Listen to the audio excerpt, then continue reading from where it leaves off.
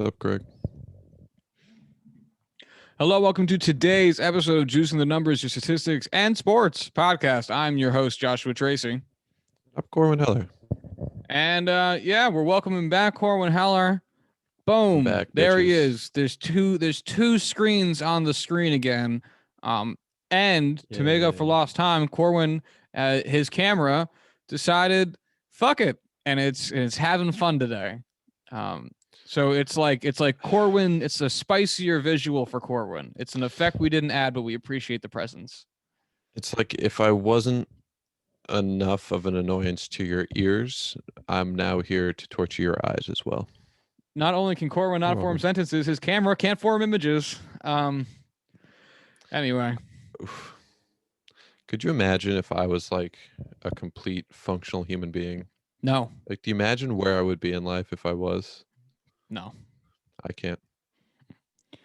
Ben Shapiro, maybe? Oh, don't. Oh, no. Anyone but that. Oh, all right. Well, I, in all honesty, I think I'd rather be like Mitch McConnell than Ben Shapiro, because at least Mitch you want a hot Asian wife? has. Well, yeah, like hot Asian wife, sure, but like Mitch McConnell at least has like money and power, and like Republicans respect him, I guess. What does Ben Shapiro have? Hot sister. Does he really? Yeah. I bet he jerks off to his sister. Oh, he totally does. Creep. He totally does. It's Ben Shapiro. Nothing. There's no standard that's too low for the fucking weirdo. But that's not what the show is about. Could be. It could be. We're talking a lot of NFL talk today. A little bit of MLB talk in that vein. I'm wearing my Hispanic Heritage Night Trenton Thunder hat. And right, it's a very spicy lightning bolt swinging a bat. That's it. Anyway, this was a fun. I love this hat, but it's also a very specific one because it's like a very bright baby blue, and it's like that doesn't go with a lot of your outfits. You know, it's a big choice wearing this one out and about. But that's my problem is I have so many like dark blue and black hats because they go with everything. I don't have like very many colorful ones because it's like, what do you wear this with? Anyway, there's not too much going on in the world of baseball that we really have anything like overly constructive to say. Spring training is still in full effect. Getting ready for the regular season to start up in a few more weeks. Spring training games have started up with 9 innings now, so games are now going pretty much normal length, and it's beginning to feel a lot like baseball season. And you know, injuries are already starting up. Zach Britton is going in for bone spur surgery for his elbow. Well, he actually already got it. What is he, 80? He has the usage on his arm that an 80-year-old man does, I'm sure. I bet that's a thing. I bet when you're like a really old pitcher, your pitching arm is just worse. Like when you're 75, there's no way that both arms feel the same because one arm's done so much more stuff in its life, you know? I imagine they have to become ambidextrous at some point because their pitching arm just goes kind of limp. Amphibious, yeah. All pitchers become aquatic.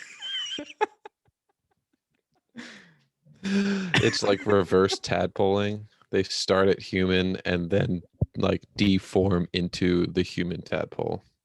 You love to see it. Long distant relative of the human centipede. Love to see it. So it's a movie I've never seen and will never see. It's fucking hilarious. Is it really? It's fucking hilarious. And it gets right into it. It's like immediately like, oh, hey, he's sewing those girls' butts together. Well, face to butt to face to butt. But anyway, it's such a funny movie. It's Should still I not what eat we're the talking about. vanilla pudding or should I eat the cuttlefish? Okay, I'll eat the cuttlefish. Excellent South Park reference. Yeah. Anyway, so Zach Britton's hurt. Carlos Carrasco stopped pitching. Apparently, that's not very serious. But hey, it's the start of baseball. People are hitting home runs and hitting the IL. That's kind of how it goes. The only thing truly of note that we've gotten out of baseball talk, I think, thus far, is that stadiums are now starting to figure, or I guess teams are starting to figure out or decide how much occupancy they're going to have opening day. And, part of this is going to be based upon government regulations within the states. Different states have different levels of gathering that they're permitting based on CDC guidelines and all that type of stuff. Coupled with just how teams feel like doing shit. So that brings us to the team that is by far been the most perplexing with their choice, and that's the Texas Rangers, who have decided to allot for 100% stadium capacity on opening day. And I get, we're not going to get into the politics of Texas government here because not the show, but the Texas governor, I understand, is allowing. He lifted all restrictions. You can do whatever the fuck you want in Texas now, so long as the business approves it. But that's the thing. The business can still say, we know the governor said you can do this, but we're just going to allow 25% just for the first few weeks, and because we're not sure.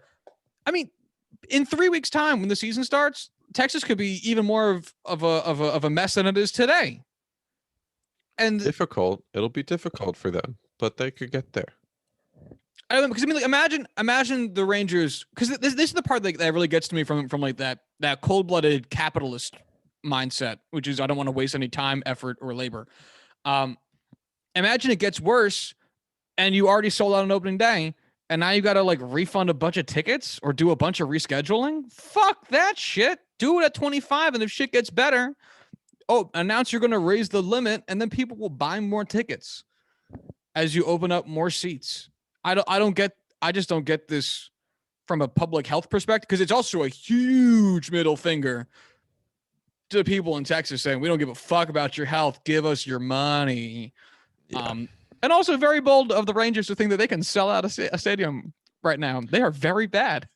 Oh, I have to imagine that's part of the situation where they're willing to go out and say, "Oh, we'll be, full capacity. We'll sell them all the tickets you want to buy. We'll sell them to you." But they're like, "All right, this actually isn't going to be that bad because 6 people are going to come."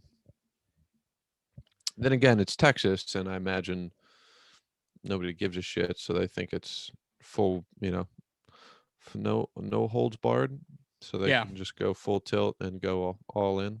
That was 3 idioms back to back. I should watch that. I should not do that. Yeah, that was a bit much, but hey, you made it through the end, and you didn't conflate any of them, so I guess that's something. I at least got the sentence. That's better than I usually do. Yeah, it's really the high watermark. I think part of it's this is the first year at the new stadium. Well, it's the second year at the new stadium. But it's the first year that they'll be playing there that any fans will be allowed at all. And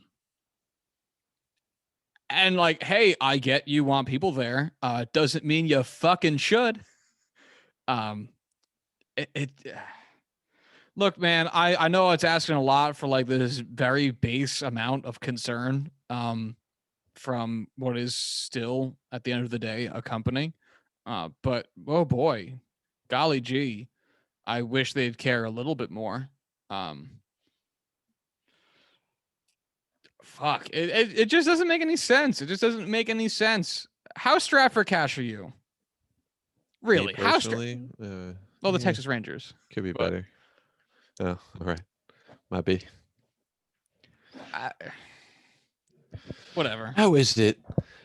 Wait, who is the ownership group for the Rangers? Is that a singular family, or is that a group of people? Hold on, Texas Rangers ownership.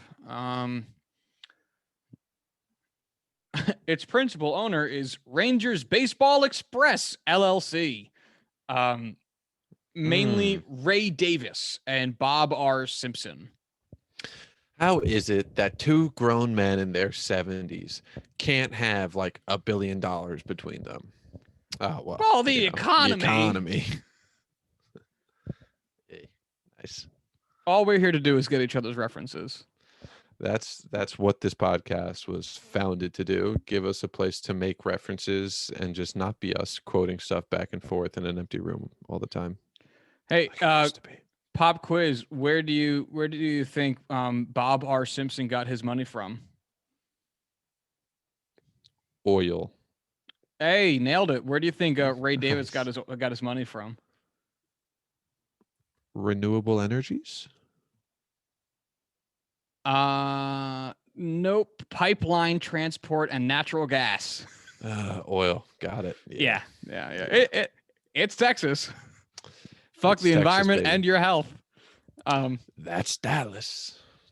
Yeah, that's the funny part is like I'm sure Houston is not going to have 100% capacity, and it's going to be such a clear rift between the Dallas life and the perception of Dallas and the perception of Houston, which Dallas is like I think seen by outside Texas people as old Texas and Houston seen as new Texas. But yeah. Jesus Christ. Can I just jump in here? This camera's definitely getting worse, right? Like this is getting bad. It is, but I love it. All right, so I guess that's really I know it's so lackluster, but there's really not too much else going on in the world of baseball right now. No new contracts have been issued. No exciting trades have really gone on. So, I mean, there's more nitty-gritty stuff as teams try to figure out opening day rosters and you get to see some young dudes that you don't usually get to see and all that type of stuff. But it's not we're big picture on this podcast, all right? We're not nitty-gritty. We're not here to give you fine-tuned fucking details. No, that's somebody who's better at their job. We're here to talk about big things that are very easy to talk about because we're very lazy. That's what we're here to do. So let's talk about Dak Prescott. Lazy. Oh, wait. Dak Prescott. Yeah. All right. Yeah. So Dak Prescott signed a 4-year, $160 bajillion contract with Dallas. So I guess let's start. Is that an accurate figure? Yes. Okay. 160 bajillion. So we're averaging out at $40 million a year. Let's start with that before we get into how it kind of breaks down. Value wise, how do you think the Cowboys did? I think it's great. I think it's in all honesty, a very team friendly deal. Even after, everything they went through, it's something that they got at a discount. Someone they got at a discount. We're not going to go down that road. Fuck, god damn it. The words, they stopped immediately. I complimented myself and they just completely left my brain. But no, I think it's flew too close to the sun, Icarus. Jeez, yeah. I hate myself. In idioms, right? Yeah. So I think Dallas got themselves a good deal. I think Dak got himself a fair deal. I don't think he this isn't, an Ozzie Albies, Ronald Acuna type deal where they got fleeced by the team. I think it's fair to both sides, but with everything involving the cap situation this year, I think the Cowboys got out lucky. I think they got lucky here with how they still have some flexibility to move things around and sign Dak long term. I mean, obviously signing Dak was the priority and they needed to sign whatever number on this check that he really demanded at the end, but they got it done, and good on them. I think the Cowboys actually have a chance at winning the superstar-filled NFC East this year. Yeah, I mean, truly the hotbed of quality and competition. Yeah, Dallas went 2-3 this year with Dak Prescott, and then they finished the year 6-10, which means that they finished their season going 4-7. They finished the year 6-10. Yeah, isn't that their whole season? Yeah, they finished the year 6-10. I guess just the way you phrased that threw me for a loop. I mean, that's fair. I'm struggling today, so whatever. Um, so they finished down the stretch going 4-7, which it's just so hard to imagine that they wouldn't have won more games if Dak Prescott had been there, because he is, I think, universally better than Andy Dalton. Um, don't think that's a controversial statement. And it's also pretty easy to look at that and say that they end up winning the division because the team that won the division in the NFC East won it going 7-9, and Dallas went 6-10. And if you're telling me Dallas couldn't rub 2 more wins together at the end of the season with Dak Prescott as the quarterback, I got a fucking bridge to sell you. So yeah, Yeah, well, I got a monorail to sell you. Hey. yeah, I got a beach full of sand. I'm gonna push you, but yeah, I mean Dallas. Hey, first off, great for Dak because it's a lot of this shit is guaranteed money. We're gonna get into that in a second, but good on Dak for still being able to get his money. In what I would imagine is a longer time frame than he would have wanted. I'm sure he would have wanted this contract last year, when it was a pretty public conversation about what was happening with this. Um, but hey, he's stuck with Dallas. He wanted to be there and didn't try to get either hit free agency and go somewhere else or demand a trade. Which I'm not saying that means anything if you do that and you want to get away from your team, but Dak clearly wanted to stay with Dallas. So it's great that he was able to work something out and get that part of his, short-term geographical security down. He knows he can now buy a house in Dallas for at least a few years if he wants to. And he gets fucking paid. You could buy yourself a pretty nice house in Texas with that contract.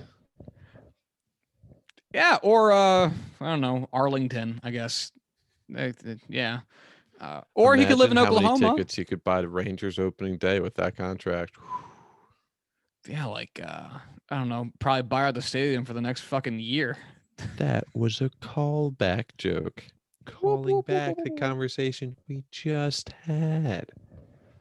From Dallas's perspective, they're under the cap for this upcoming season. They're actually under the cap for next year too. And beyond that, you fucking figure your shit out. But combined with the fact that they have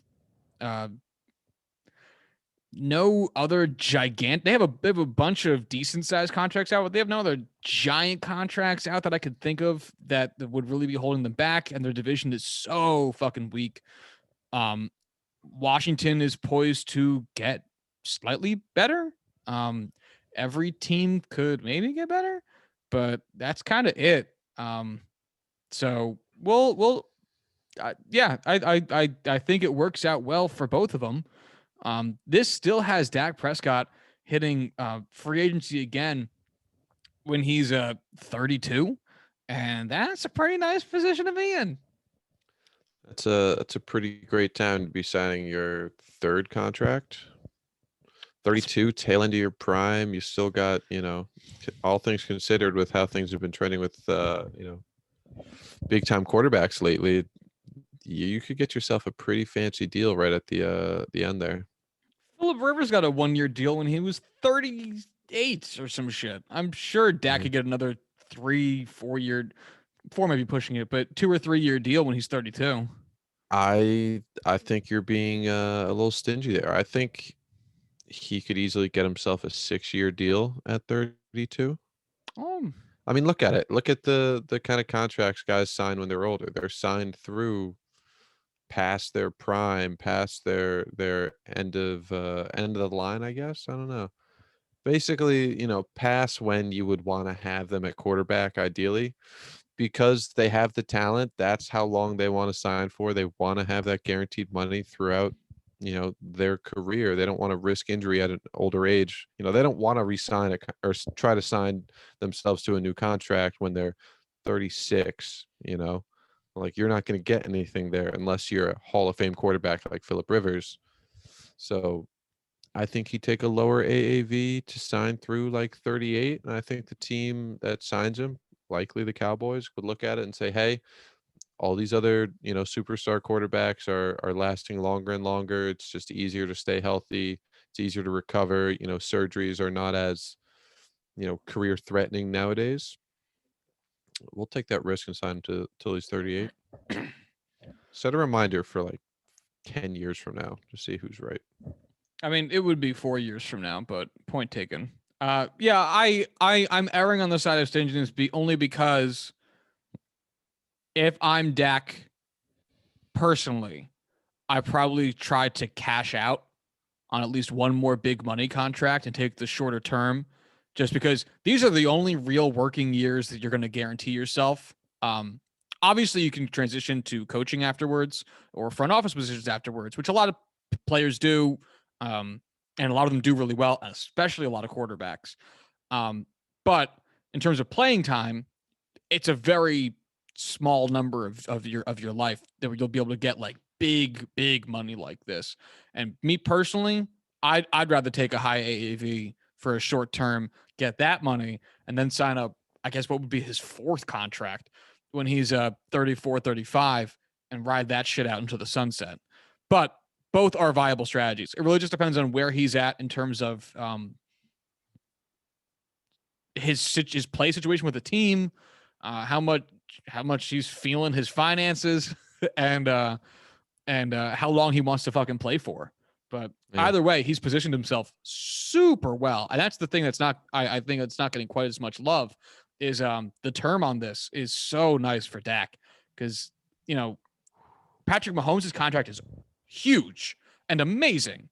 And it's the only one who's probably ever really he might sign a couple more years at some point down the line if he's, aging like Breeze. I'm not going to say Brady because that's too much, but even just aging like Breeze, who was, a 5,000 yard a year guy, who just transitioned to being super accurate and throwing shorter passes. Mahomes might get another one down the line from there, but Dak's going to have another contract that's going to be real fucking nice and have the ability to not have to exercise an opt out or anything in order to get it. So it's a really great position for him to be in. Yeah, I wish I was a superstar athlete at the most important position, important individual position in all of sports, so that I can just sign myself the billion-dollar contracts. Oh, sorry, you pulled Mike Trout, and now you're stuck on the Angels. Compared to fucking where I am right now, yeah, I'll take $500 million to go play for the Angels. I could live with that. Yeah. Yeah. If you're asking whether or not I would rather wipe my own ass with $100 bills for 30 years or wipe my ass with one-ply toilet paper for the next 30 years. What a question. It's a tough one. Yeah, it's a real thinker. Let me get back to you after I crunch the numbers. Really? You had the setup to say the name of the show and you chose not to? Oh, buddy. You got 2 out of 3 of the words.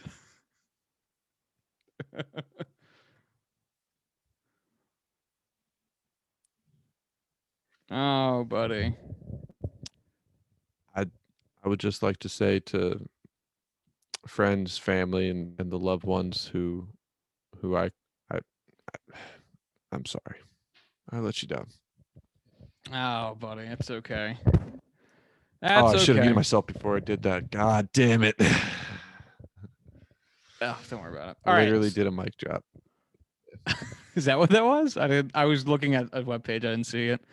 Oh no, I literally just like held my mic out and dropped it onto my bed, and I was like, as soon as I let go, I was like, that's gonna sound awful. I'm really glad you didn't address the fact that I just called a website a web page, like I'm a fucking 90-year-old man.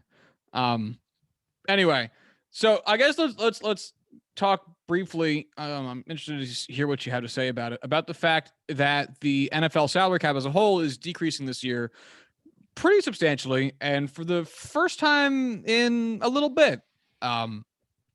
It's so this past season, 2020, the salary cap was set at $198.2 million. It is now going to be in 2021, $182.5 million.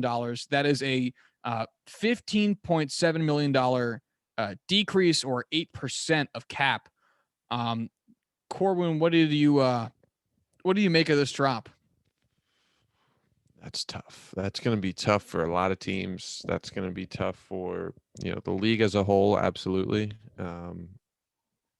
It's just one of those situations where the league had an opportunity to kind of step in and, work with the NFL Players Association and say, hey, the CBA is written in a way to, ensure the cap rises every year in a way that, we fully expected and, projected that naturally cost or revenues would revenue would rise every single year, and that would allow players to make more money, and everyone loved it. Well, when you have these unforeseen circumstances come in, the way the language is written, it kind of forces us to be in a situation like this where shit's fucked, yo. And I'm sure the NFL and the NFLPA could have come together and signed an agreement saying, hey, we're going to postpone this for a year. We're going to, put a hold on the salary cap and just basically carry it over from last year, keep it standard. And honestly, there's no reason they should have let this get to this point. The whole premise of, oh, it needs to be based off of revenue, so it's all fair for all teams. Rich teams can't run away with it or be at an advantage versus poorer teams. That way everyone's basically pulling from the same pool. The teams are going to make it up next year. The difference between 182, I think it is, 182.4, something like that, and 182.5, yeah. like 190, 195, whatever it was. It doesn't even matter. It's just 198.2. Wow. Yeah. So that's a pretty substantial difference. I think all these teams have $20 million in the bank somewhere. They can get this kind of money. They could take an interest-free loan from the NFL if they needed to. There's so many solutions to this to prevent this kind of, team decay where teams are having to cut substantial players. They're having to cut, playmakers. They're having to cut, team leaders because they can't fit under the cap. The way these contracts are built, they grow in size. Players make more every single year, depending on the way their contract is structured. When you go back, that's a exponential decrease in amount of space that they have based off of how these contracts are set up. And it's making these teams significantly worse, and it's fucking teams over, and it's really fucking players over. And there's just no reason it needed to get to this point. Yeah, in fact, I think it's actually really kind of stupid that the cap can go down. Because if you think about it, the idea is we're going to prevent teams from spending above a certain amount, right? In order to cap how much the rich teams, the teams that have better TV deals or higher general attendance, are in better local areas, sell more food, whatever, can't just buy all the players.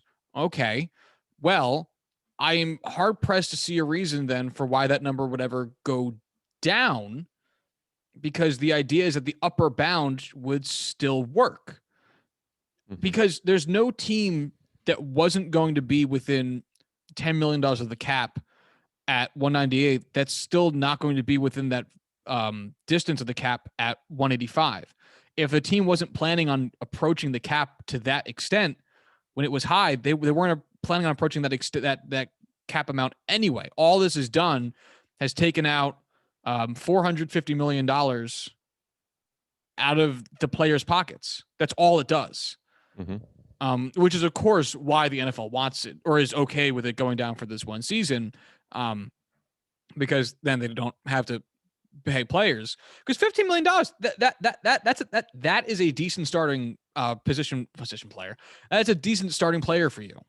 Absolutely. Like 15 million, and one player makes only so much of a difference on a team. That is perfectly well understood. But still, I mean, that's you addressing a position of need. That's a good wide receiver too. Mhm. But And especially when all of these teams are planning out their futures years in advance, and the way they sign these players to contracts in advance, this is all planned out. They're not just signing these contracts in a vacuum every season for every player. It's all structured and planned out and formulated so that, hey, when X, Y, and Z contracts are up in 2022, this is how much space we're going to project to have. This is how much room we're going to have. Boom, boom, boom, boom, boom.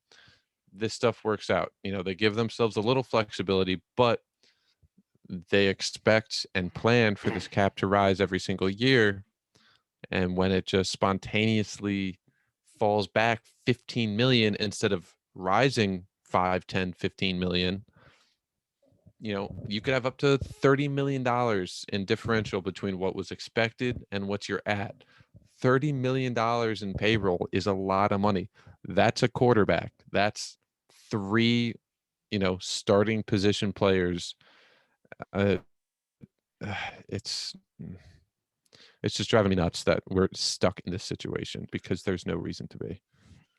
yeah, and I'm sure this might end up being a sticking point in the CBA next time, whenever the next time it comes up. God, I hope so. Which I'm sure that you can't anticipate these types of things happening, but now that we've seen instance X as to why the cap is going down, players are going to be very interested in making sure that the cap doesn't go down again in the future. Because again, Mhm. it just seems kind of silly that it does. This is, just if anyone's curious, the first time the cap has gone down since 2011. So in 2009, the salary cap for the NFL was $123 million.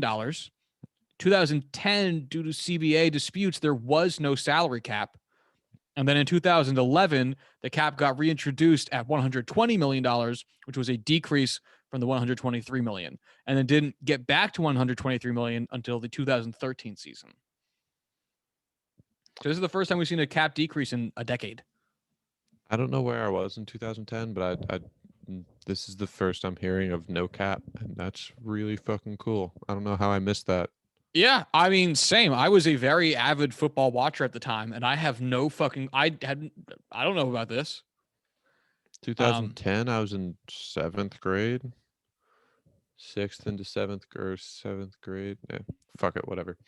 Either way, I was young but old enough to know better and to know that kind of thing. Yeah, so it's gonna be really interesting to see what the NFL ends up doing next year, because if revenues bounced back above and beyond the point at which they were, I guess in 2019 when they set the cap amount at 198.2, will we see the cap increase like you said, like $30 million? Because that's just a wild amount that is also somehow kind of feasible. I don't think it would leapfrog back up to where it should have been this year. I think next year we'll be getting back to about where it is now, or where it was previously. Yeah, actually, I guess if it's tethered to percentage increases, not amount increases. Oh, but even then, I mean, if the percentage increase in revenue is, I don't know, 20% because they are allowed to have fans in the stands, then I don't know. It'll be interesting to see. I genuinely don't know how this part of the NFL works, so we'll see. I mean, if we're being honest, do we ever actually know how any part of the NFL works? Not when it comes to money, because it's all fucking nonsense and made up. Which actually, this is a good point to get back to Dak and his contract on, because we didn't talk about the actual breakdown of it, which is pretty interesting. Because Dak Prescott's contract, which is $160 million, has a $66 million signing bonus. That is fucking nuts. I can tell you why. Tell me why, Corwin. You can. I'm leaning in even though I'm wearing headphones. I forget the actual financial term, but basically you can spread that $66 million out over the entirety of the contract. So signing him to a $1 million base salary puts his his cap hit at this year 1 million plus whatever the that's like annualized or some financial term, whatever the X number is for signing bonus. Fuck words. Oh, buddy, it's okay. Yeah. So what Corwin said, it spreads out the amount over that time, and also doesn't count against the cap in quite the same way, depending on how it gets issued. So if you transfer an amount of money to a signing bonus, it basically just goes into AAV instead of counting against that year specifically, which is a very appealing option if, say, a player is due $40 million in a given season, the team has $36 million in cap space. Well, I can give you $15 million right now as a signing bonus, spread that out over the course of the contract in terms of how it's distributed across AAV, and all of a sudden now you're not owed. Now it's not $40 million against the cap; it's instead $35 million, or however it would end up truly working out. The math on that might be pretty dodgy, but it's the basic concept. Just like the rest of our math. Oh yeah. And so it shows itself in a really wacky way. So in 2021, so first off, let me just finish going through the terms. It's $66 million signing bonus, $126 million guaranteed. It's an AAV of $40 million, which means that Dak Prescott is going to earn by the end of that contract, locked in $126 million. So he's getting for sure, 31.5 or whatever $1 million per year for Dak Prescott, with the ability to earn up to $34 million on top of that. So this season, 2021, he'll be earning a base salary of $19 million. $9 million. Jesus Christ, Josh. $9 million. He'll have his signing bonus will be broken up, to which it'll be $13.2 million for this season. So his cap hit, those two numbers put together, $22.2 million. And the dead cap, if they cut him, which is just a hilarious number because it's also just not going to happen, $95 million. And then yearly cash, which I never know what that is, and it's always listed here, is $75 million. I have no idea what that means.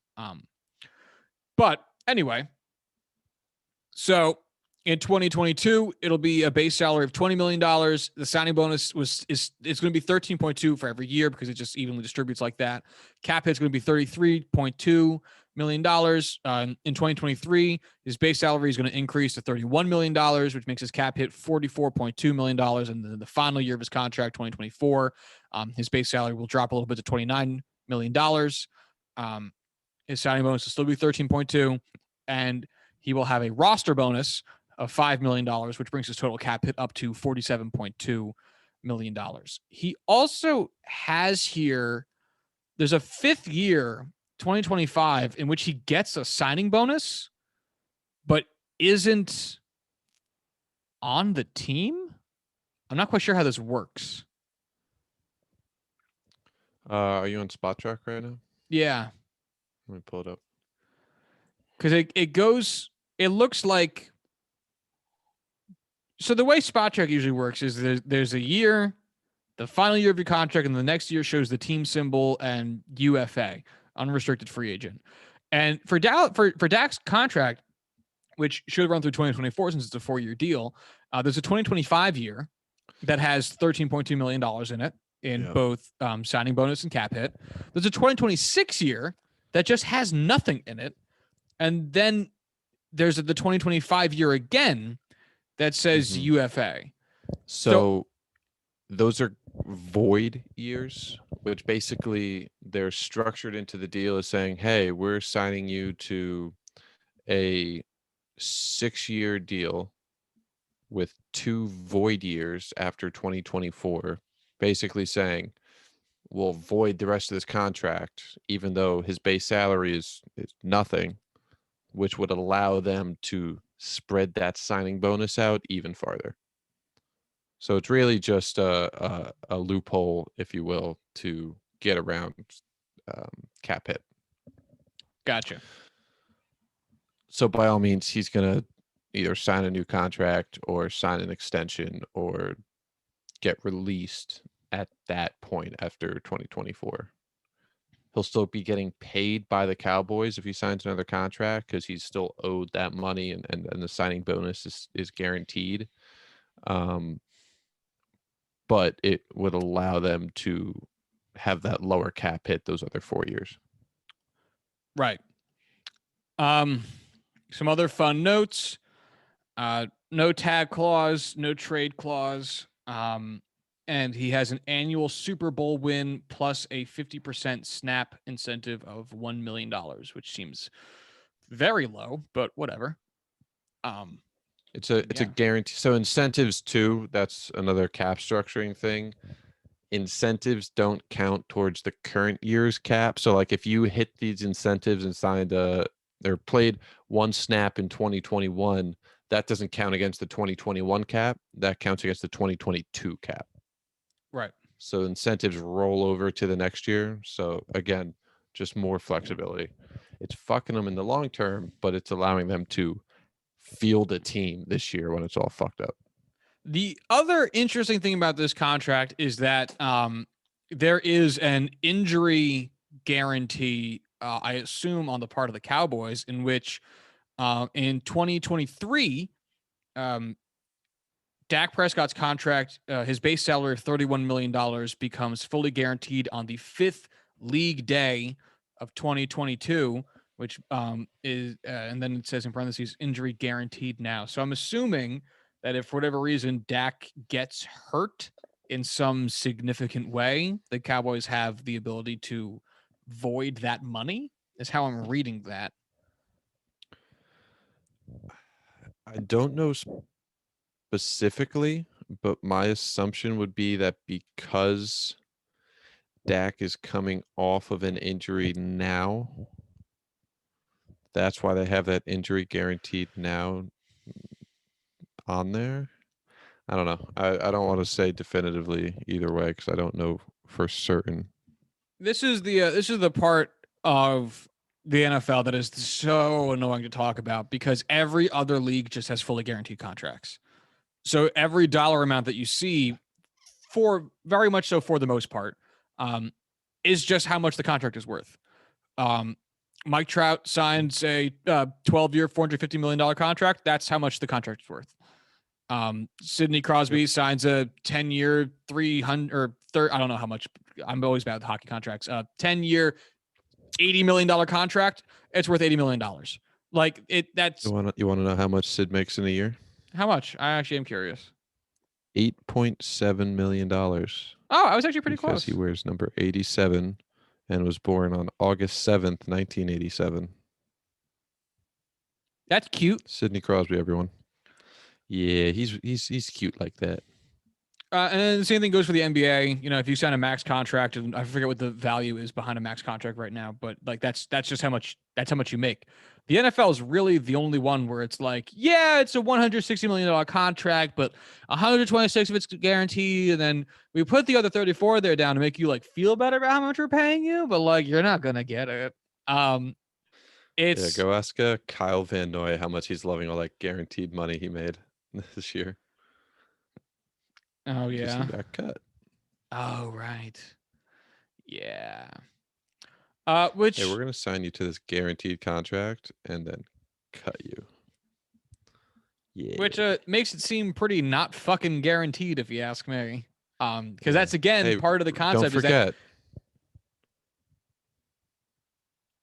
Oh, you were still going. I was doing this. I didn't want you to stop. I was just saying, like, hey, I'm coming in after you're done. Which I could see would be hard to pick up without any sort of verbal cue. Yeah. So you're welcome. Well, now that I fucked that one up, just remember, Josh, this team, we're family. We take care of each other. Unless we don't have the money to pay you, then you're getting your ass thrown to the curb. Well, really, it's or until you no longer produce to the level at which we've determined is acceptable for your pay rate, then we're gonna cut you. Yay. Yeah, because that's the other thing is like, the reason that like the Yankees kept Jacoby Ellsbury around, and just like let him keep trying to rehab is that either they pay him the money and he tries to rehab and maybe comes back as a productive player, or they cut him and they still have to pay him anyway. And then he just goes signs for league minimum somewhere else and does the same thing and maybe becomes a productive player. Like you have to, as again, this is the silliness of the NFL contract structure, which gives the players like no power at all. Because why should they feel or be happy or financially successful later in life? But oh well. Fuck them. That's why. Essentially, that is the core tenet of the NFL's sentiment around money, which is fuck them. And anyone people keep argues playing. otherwise, fuck off. You are wrong. Yeah. All right, I guess let's turn this into a conversation about where teams stand against the cap now. So, as I mentioned on Monday, the Pittsburgh Steelers signed Ben Roethlisberger to a new contract. So they are now not quite in cap hell. They have $6.1 million of cap space as it stands today. Again, that number is very much so subject to change as we are still in a period of players getting cut and players getting signed and reworking of contracts. And it's going to be a number in flux for ever, basically. No, exactly that. Literally forever. Yeah, there's just no point in trying to figure it out. So, but as it stands today, they were exceedingly negative, and now they are minorly positive. So that's certainly something, I guess, to feel decent about. And if you're a Steelers fan, it's not a great feeling because there's not too much you can do with that. But you're not gonna cut anybody you love, I guess. Well, Bud Dupree's gone, but yeah, Bud's gone. I think with the free agents that we have to sign, there's still more cuts to be had. I think if I genuinely had to guess, I think Joe Hayden's gone. I mean, obviously, we'll see in the coming days how that ends up turning out. But I forget what it's like. Black Monday, that was the end of the stock market as we knew it back in the day, right? I think this is going to be Black week of March 8th. I didn't think that one through before I said it again. The Ides of March, man. The Ides of March. Shit. That's a good one. Fuck out of here, man. Making me look bad. It doesn't take much. I'm making myself look bad, but you're not helping. No, I'm not here to help with that. So teams that are still negative, the Bucks are minorly negative, 2.8 million below or over the cap. Packers sitting at 8.3, Falcons at 14.4. These are all in millions, of course. The Chiefs at negative 21.2. Yeesh. The Bears. Wait, hold on. The Bears are $22.5 million over the cap, and Bears fans are talking about the possibility of them trading for Russell Wilson. Yeah, they're going to trade Russell Wilson in exchange for all of their expenses, and the Seahawks are going to eat all of his salary. I mean, yeah, they'd seriously have to trade, assuming that the Seahawks retain all of Russell Wilson's salary. Like, why would they? The Bears would have to include Khalil Mack in that trade, which you can debate the likelihood of either way, if should it have happened, but whatever. Or some combination of Kyle Fuller and Nick Foles, Roquan Smith, or like Eddie Goldman, or just more players the farther down you go in their depth chart. It's fuck the Bears and your stupid ass fans. And if you're listening to this from Chicago, Bears, fuck you too. Pick better teams, but not really though. That's crazy. God damn. Yeah, how are they this bad and this over the cap?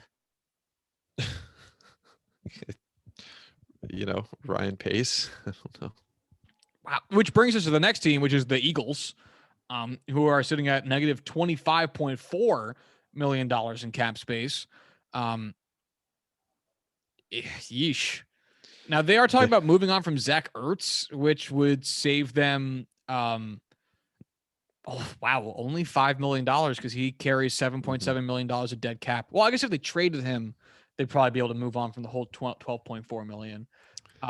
But like the problem with that this year is like, where do you find a team that has the space to take on that kind of money? You And know, then the like, thing is, even if you do, and the like, need.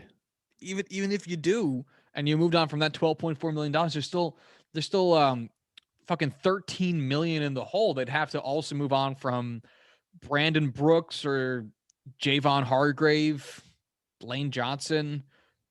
I guess you could say Fletcher Cox would solve a lot of their problems, but it's again like, what the hell do you do with him? And you can't just cut him Yeah, because he has a $21 million dead cap, which means they'd still be in the hole. I think Javon Hargrave would be a relatively easy cap sacrifice, just because, you know, the nose tackle position is not one that's on the field for a significant percentage of snaps on a regular basis. So I think they could afford to cut him. And you know, the problem with cutting a guy like Fletcher Cox, or you know, any one of these other, you know, premier starters, is you still got to replace them. You got to replace the snaps. You got to replace the talent. You still got to field a competitive team. That's tough when you cut your good players, believe it or not. So a guy like Javon Hargrave, who makes a good amount of money, is a good player, didn't quite live up to his contract at this point, and doesn't play a significant number of snaps. That's a cap casualty that I think would make for a relatively easy cut. All right, I can get behind it. I Yeah, understand all the words you said. it's the exact same reason the Steelers didn't re-sign him last year. It's just, you know, the math doesn't work out. No. Um, well, let's get into the two darlings of the Hey, cap hell inferno that this is, and that is the New Orleans Saints, sitting at 30.2 million over the cap, and the Los Angeles Rams sitting at 32.1 million over the cap. Wow, they're just so fucked. Now, not the Rams. The Saints number does still currently include Drew Brees' 12.25 or $12.2 million cap hit for this season. If Drew Brees retires, that goes away, and they're only $18 million in the hole. That's pretty likely to happen. The problem is they're still going to have to move on from some talent somewhere, and it's going to be ugly because they're a really talented team, but they're a really talented team because they paid a lot of players to be really talented. right. So there's no one making there's no $20 million players on the Saints. The highest paid player on the Saints is Michael Thomas at $8.8 million. First off, you're obviously not getting rid of Michael Thomas. But you know, you're going to have to get rid of a few guys to make up that difference. And it's just going to be horrifying for where that comes from. God, And then they're going to be bad. Like, especially the fact that the Saints also franchise tagged Marcus Williams, which I get it. Like, Marcus Williams, great safety, great player. Can you afford to, like, it's one thing if you re-sign him under that number or structure it, you know, similarly to the way they structured Dak, where large signing bonus, you spread it out over a decent number of years, it alleviates some of that cap pressure. But franchise tagging him for over $10 million for what's he played? Strong safety, free safety. Uh, listen, I trust Loomis to make these kind of roster decisions. You know, he's a great GM. I have a tough time just immediately jumping to, you know, that decision and supporting it. It's a lot of money for a player, and It's a great player, but you don't really have that kind of money to spend on luxuries. All right. Yeah. I mean, it's a confusing position to be in. I mean, maybe NFL GMs know something that we don't about the strong safety position, because between this and the 10,000 times more confounding choice that the Seahawks made of trading 2 first-round picks for Jamal Adams, fucking maybe they have a completely different value around the strong safety position in the short term than we could ever surmise, but it's weird. It's fucking weird. Cause I just I don't get it. Maybe they thought they had to use the franchise tag. Somebody just said, "Oh, you have to use your franchise tag every year." Yeah, so they were like, "Oh God, guys, who do we franchise tag? We have to use it, or we'll get fined." Who has the lowest possible cap hit this year that we could sacrifice? So I was scrolling through the Saints roster, and I saw Ryan Glasgow, and for a hot second I thought that said Tyler Glasnow, and I was like, "Whoa, why is he on the Saints? Why is he playing defensive tackle?" Yep, I've been there before. I've made that mistake because guess what? Their names are very similar, and there's several of them in the NFL. There's Glasnow, Ragnow, And then I Hagnow. just scrolled past Carl Granderson, and for a hot second thought I saw Curtis Granderson, and I'm like, Jesus Christ, they're popping out of the woodwork. What are all these MLB players doing in my NFL? In my NFL. Shy Tuttle, that's a hilarious name. Wait, Y.A. Kittle? Wait. This guy's name is actually Lil Jordan. That's his real first name. Oh, yeah, Lil Jordan Humphreys. Mm-hmm. Yeah. I don't know if it's actually Lil Jordan in real life. I mean, that's what it's listed as. It's like his legal name right now. Wikipedia. Yeah, no, that's his birth name. Lil Jordan. Lil Jordan. Is his dad's name Jordan? It does not say. That's just a wild name. All right, buddy. Good on you. Wow. Yeah. Okay. His real name is Lil Jordan Malik Humphrey. Malik spelled Maleak. Malik. How about I almost mispronounced that horribly until I realized and it clicked in my head. Yeah. How about our good friend sitting here at tackle, Calvin Throckmorton. Just sounds disgusting. Yeah, that sounds like a fucking venereal disease. Throckmorton.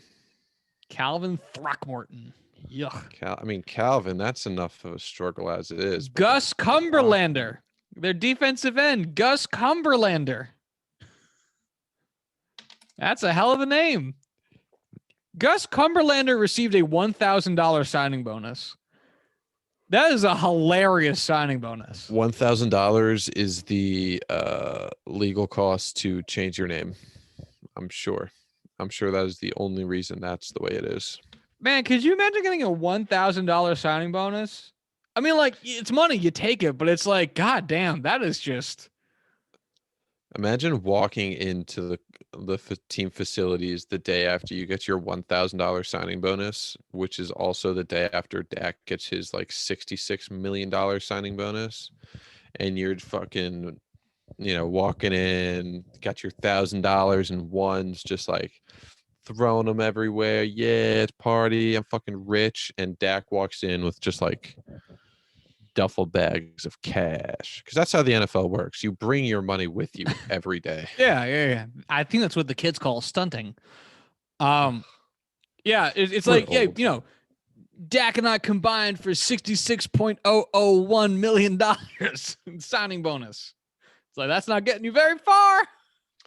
Well, what is it? How many points did Wayne Gretzky and his brother combine for in the NHL? His brother had 4. That's all I remember. It's like, hey, So whatever the max is, +4. hey, Gus Cumberlander, what are you gonna do with your signing bonus? I'm gonna buy most of a plane ticket. Ugh. I'm gonna buy most of a plane ticket to Europe. So real. I'm gonna buy 3 nights at a nice hotel. Or ish. It depends. Yeah. Not trying to say that like $1,000 isn't a lot of money to people, because hey, again, I ain't turned out 1,000. The federal government's planning on giving us all $1,200. That's gonna change my whole month. All right. No, But at the same time, when we're talking about the NFL, which deals in millions and millions of dollars, $1,000 is just hilarious. I'm not confident that some players would pick that up off a bench. God, I would love to find $1,000 on a fucking bench somewhere. Hook me up, guys. That'd be great. Thanks, God. Thanks, Jesus. Yeah, man. I really don't have much else here. The cap situation is going to be really wacky, and I when do they have to be under the cap by? Next Wednesday, next Thursday, middle of the week next week. Oh shit! Oh fuck! Yeah, no, it's. Oh shit! It's rough. Oh no, that's not good. That is a problem. Yeah, no kidding. It's not something I think these teams are really excited for. Some of these teams, how about these fucking players? It's one thing to be like on a team like the Jets, where it's like, all right, they're gonna cut some players, but it just for like roster maintenance and shit. It's nothing to be on one of the 5 teams that's $20 million in the hole, and everybody is basically on the cutting board. Like, it's at that point, it's not even like, guys on the roster bubble that are concerned. It's like literally everyone on that team is like, I could get cut tomorrow. I'm an all-pro left tackle. I could get cut tomorrow because there's nothing I can do about it. I just want to point out the fact that the Saints wouldn't be in so dire of a situation if they didn't give Taysom Hill that stupid fucking contract, and he's now the 3rd highest paid player on the team. Hey Saints, why'd you do that? That's really fucking stupid. He's your 3rd string quarterback. If I was a frog, if I was a frog, I'd be sipping a cup of tea right now, real satisfied, just like. Yep. Oh man. Yeah. No. I mean, if I get it, If Drew Brees retires, that means that their 5th highest paid player is going to be Ryan Ramczyk. Oh wait, no, I'm thinking of which Kyle Juszczyk. Sorry, never mind. I was thinking of the Kyle wrong Juszczyk, a fullback. Yeah. Ryan Ramczyk, their right tackle. All-pro right tackle. Never mind. Yeah, I was going to make fun of him for having 2 wacky positions. I'm okay with him being a high-paid player. Yeah. Yeah. No, that makes sense. I was the one who was wrong. Man, they're so what fucked. else is new? They you know what they should do? They should trade Michael Thomas. They should trade him to the Jets. We keep saying that. We keep saying how fucked they are, how like this is a nightmare. They're never going to do it. They'll figure it out. Cap space ain't real. They'll fucking just figure it out. Imagine you could trade cap space. Because the MLB does a version of this, because the way that you sign international players in the MLB is you do so through the international signing bonus system, because you don't. Most international players from Latin America and Asia, most of the time, they don't get drafted. They don't enter into the rookie draft. So what teams do is they send scouting departments around countries that have really populous baseball leagues and programs, and then they'll just go to a player and be like, "Do you want to play for the Blue Jays? Do you want to play for the Pirates? Well, not the Pirates. Do you want to play for the Astros?" And players will go like, "Yeah." And the problem with that is that if you're a rich team like the Dodgers or the Yankees, you can just go to every high profile international player's house and be like, I'm going to give you $9 million. That doesn't affect my luxury tax threshold to play for me in like 6 years when you're ready. And they'll all go, or next year if it's in Asia and they have the NPB, and those players pretty much just go straight over. And the players will go, yeah. And the problem with that is, again, rich teams will just buy out the players. So there's a pool. There's a total pool of money, and you can trade that money. So, and you see it every now. It's usually pretty low key because it's not a significant quantity of money. It's not like roster level money, but it's it's money. And so it's not uncommon to see that the Orioles are going to trade away Michael Givens to the Angels in exchange for $5 million of international signing bonus money and player to be named later. And it's literally exchanging a player for cap space, essentially, is what that international signing bonus money is. And we've seen the concept of doing this a couple times in the NFL with mainly the Brock Osweiler trade. But you got to admit, it'd be interesting. It would be. It would definitely fuck with competitive balance, which at this point, fucking sure, I don't care. Let's get weird with it. It would make it a lot more confusing, I feel like, which again, can't get any, well, it can get worse, but I don't care. So let's roll with it. Why not? Let's get fucking weird, man. Don't know how much I forgot the Sonny quote, but let's get weird with it. Because seriously, imagine you're a team that's bad. You're the Cleveland Browns 4 years ago.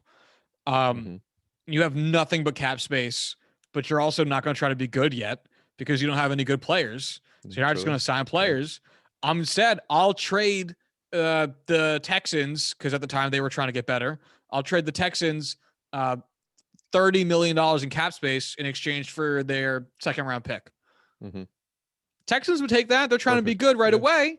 Use that $30 million, go sign some more free agents.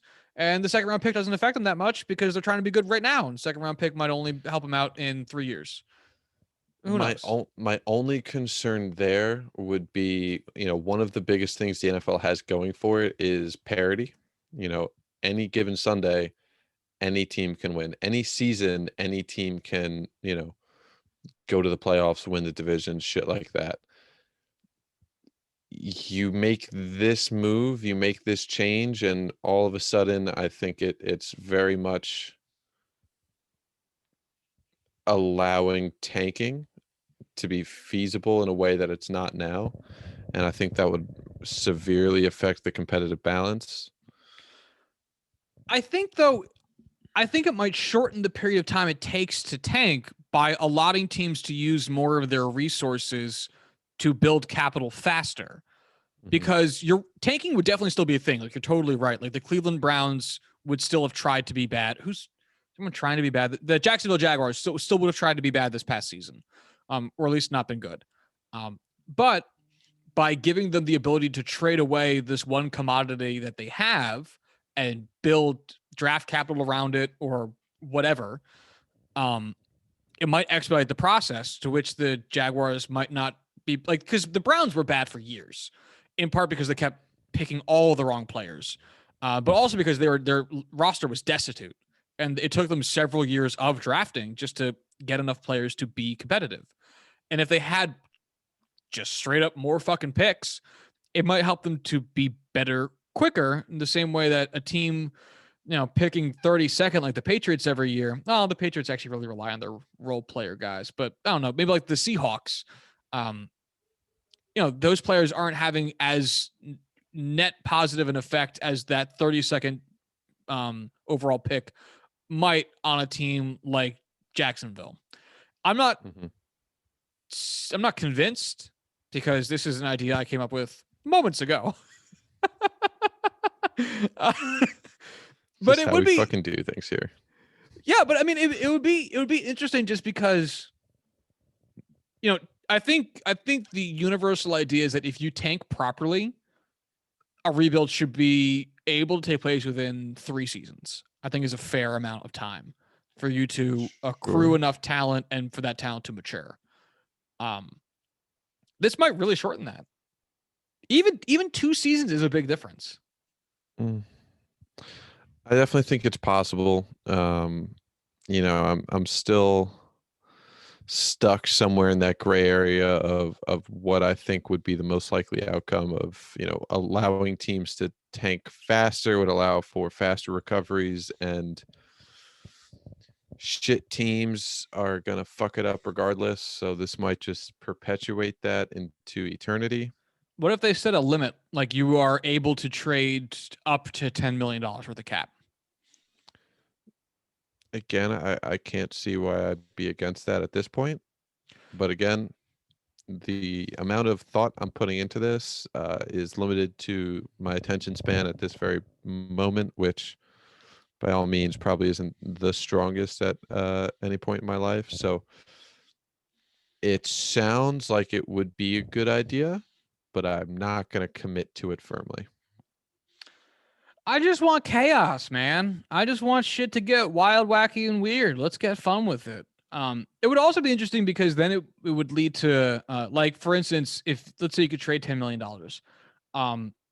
just for the fun of it, then the Packers, in theory, could Why trade, not? I don't know, a 3rd round pick and then not have to make any substantive cuts anywhere and just keep the team that they had in place Mhm. because they're only $8 million over the cap. Trade for $10 million of cap space. Hey, you got some wiggle room.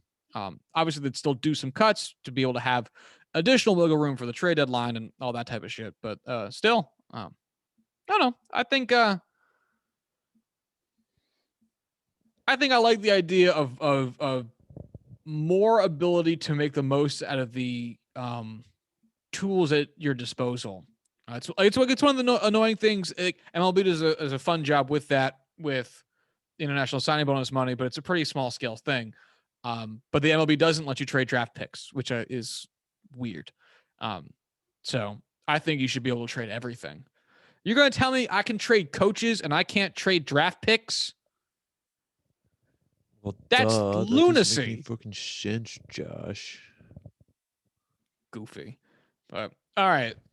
All right. Outside of that harebrained last minute idea, I have nothing else to say. You got anything Never have else anything to brewing up say. there? No. No. All right. Do I have anything else brewing up there? No, of course I don't, Josh. I never have anything brewing up there. True, true. It's just a haze of pot smoke and half formed sentences. Damn right. The reefer. I heard someone say that the other day, and it really gave me a good giggle.